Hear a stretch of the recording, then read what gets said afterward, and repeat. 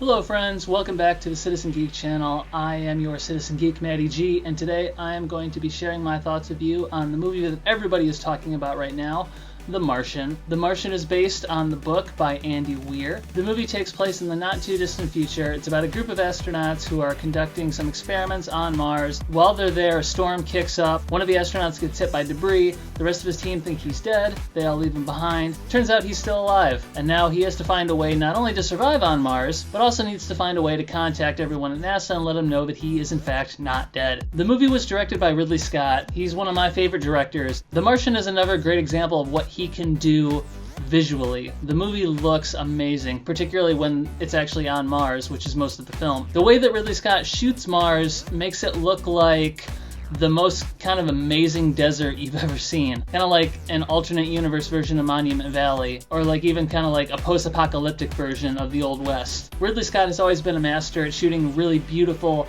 tactile visuals, and The Martian is another example of that from him. The star of the movie is the character of Mark Watney, who is played by Matt Damon. To play a character like Mark Watney, you really need an actor who can portray somebody who's really intelligent and knows what he's talking about, but that also feels like an everyman that everyone can relate to. That's not easy to do, but Matt Damon really feels like the right guy for the job, and he does an excellent job at communicating just how smart this guy is, but being able to also explain all this big technical stuff to the audience, basically us, in a way that kind of everyone can understand, or at least accept and go with.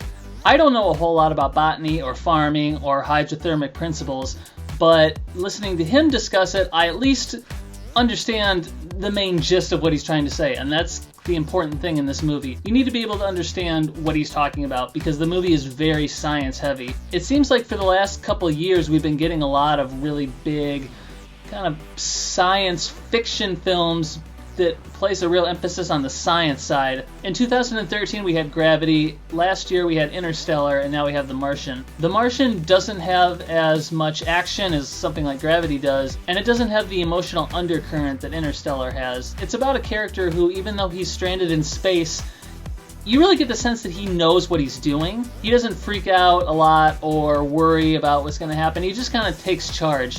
And while that's really interesting, it also, at least for me, made it a little harder to really connect emotionally to the movie as much as I did something like Gravity or Interstellar. I'm not saying that that's necessarily a bad thing, because it's a very interesting movie, and watching him do what he does and figuring out ways to survive, like growing potatoes on Mars and stuff like that, is really cool and really interesting. Like, for example, I didn't even know that you could make water, so the fact that I learned that is really cool. But I just never really felt real emotionally connected to the story, at least not as much as some of these other movies that have come out recently. Because his character is so intelligent and so like knowledgeable about what he's doing, there's never really like a big sense that he's not gonna make it home. You know, you're not that worried about him, because you kind of know it's gonna work out just by the way that he treats things.